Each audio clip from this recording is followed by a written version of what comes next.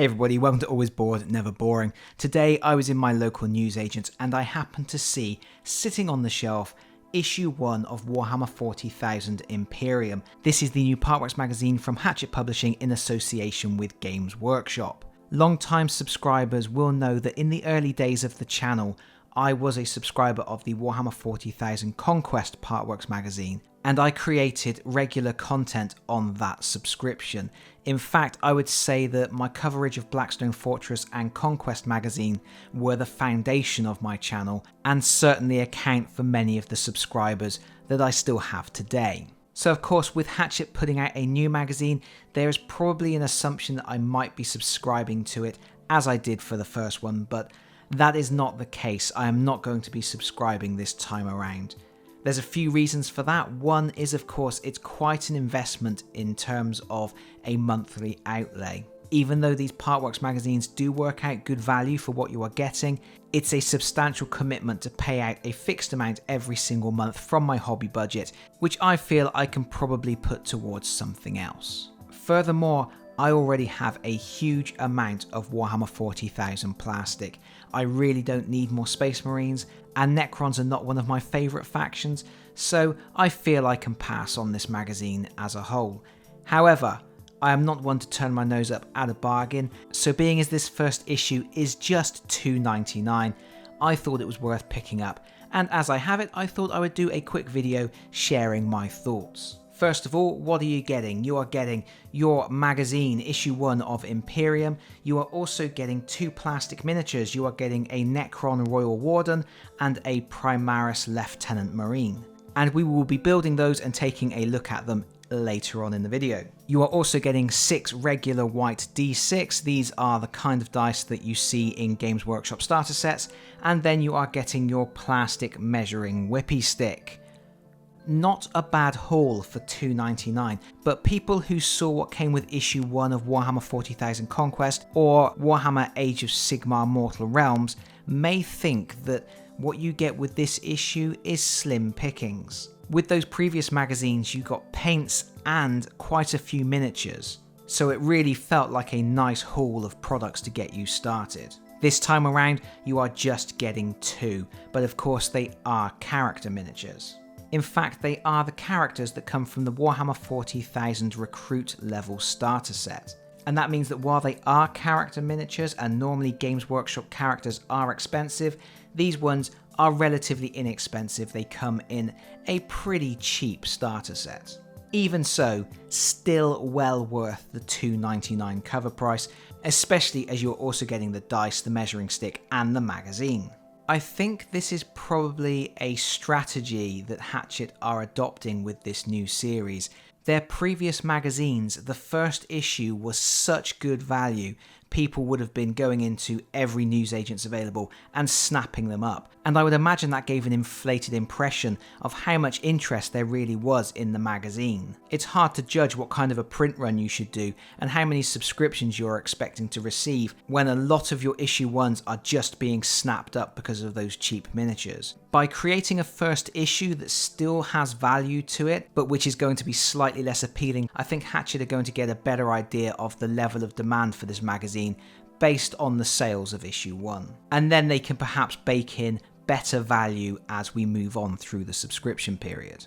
That's my initial take anyway, but let's have a quick look at the magazine itself. So you open the magazine and the first thing that happens is all these other leaflets and things fall out. There's a big poster inside the magazine, and on the back of the poster it shows the full collection, everything that you will get if you are subscribing to this magazine. There is of course a whole bunch of paints and brushes, and then you have your Space Marine force and your Necron force. It looks like the Space Marines are also getting some Sisters of Battle and some Skitarii and some stuff like that. And then of course you have your terrain at the back there. I'm not going to go through this in particular detail. I'm sure there are other videos on YouTube where people have gone into great depth exactly what you're getting with this subscription. I'm just going to hold on this image for a moment so you can pause for a second and squint at all the lovely goodness if you want to. And as with the previous magazines, there is an option to go premium with your subscription. When they did this with Conquest magazine, I don't think the value was very good at all, but it was much better when they did it for Mortal Realms, and it looks like they're repeating the Mortal Realms system here, where you pay an extra £2 a month, and over the course of your subscription, you will get 4 premium packages, each package focusing on a different faction. There's a Chaos faction, Tyranid faction, Tau faction, and Orc faction. So this is a great way to get some additional miniatures and to explore some different factions if you don't just want to play Necrons or Space Marines. Another pamphlet shows you the additional benefits of subscribing to the magazine. It shows you issue 2, which comes with 3 Necron warriors and some paint.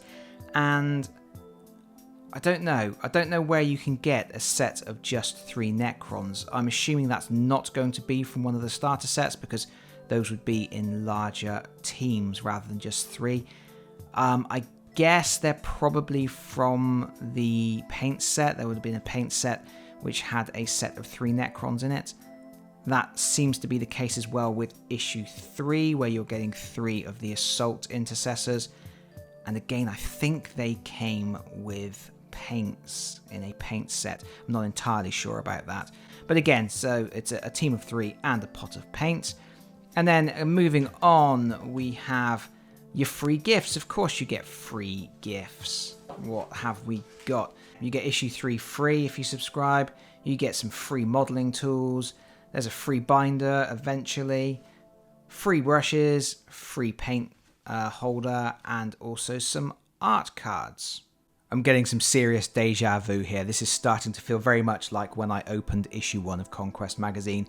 In addition to your miniatures and your dice and your whippy stick, there is also a paper mat. I say paper, it's actually pretty thick. That's a pretty decent type of paper mat, and it has some counters you can cut out down the edge, and you'll be using that to take your first steps in learning how to play Warhammer 40,000. And then you have the magazine itself. These magazines are designed to separate at the binding, so they peel apart really easily, and they are hole punched so that when you start getting your binders, you can separate them out into their different sections and whap them into the binders. And this is my first look at this magazine. I have no idea what is going on inside this, but we start with a look at our Primaris Lieutenant. There's a page here for recording your battle record, keeping track of all of your achievements. A page on the Royal Warden, again with a battle record on the reverse. And we are into a fluff section on Space Marines and Necrons. I'm not going to go through any of this in detail. There's the how to build section. This is for the 2 miniatures that come with this issue, as you would expect. With, of course, our Clipper safety advice. And then we have our how to paint section. For the moment, we don't have any paints or brushes. Our first section on playing the game, talking about what we're going to do with our battle mat, our cutout tokens, our 2 characters. They're going to have some fisticuffs. So you have your rules for your setup, you have your map set up here with the different objectives, starting positions for the Royal Warden and the Lieutenant, and then you go at it. You're going to follow through these instructions, and it's going to teach you moving and shooting. This is pretty standard stuff, what you would expect really from issue 1 of this magazine. And then of course, a reminder at the end to subscribe.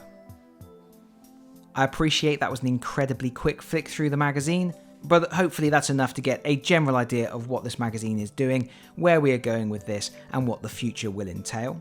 But just to recap, you're getting a magazine which has a little bit of background information and then some advice on how to play your first game. You are getting a paper mat with some cutout tokens, a measuring whippy stick, 6 dice, 2 miniatures, and a big poster. That is not bad for the $2.99 you are paying for this, even though I don't think the value is comparable to what they were giving away with issue 1 of Conquest or issue 1 of Mortal Realms. I'm going to build the miniatures now, but before I do, there is one more thing I wanted to point out about the selection of miniatures for this issue. As I said, it's a Royal Warden and a Primaris Lieutenant from the Recruit level starter set for 40k. On the channel the other day, I talked about the game Fireteam, which is a new bookshelf game coming to stores like Game in the UK and Barnes & Noble in the US.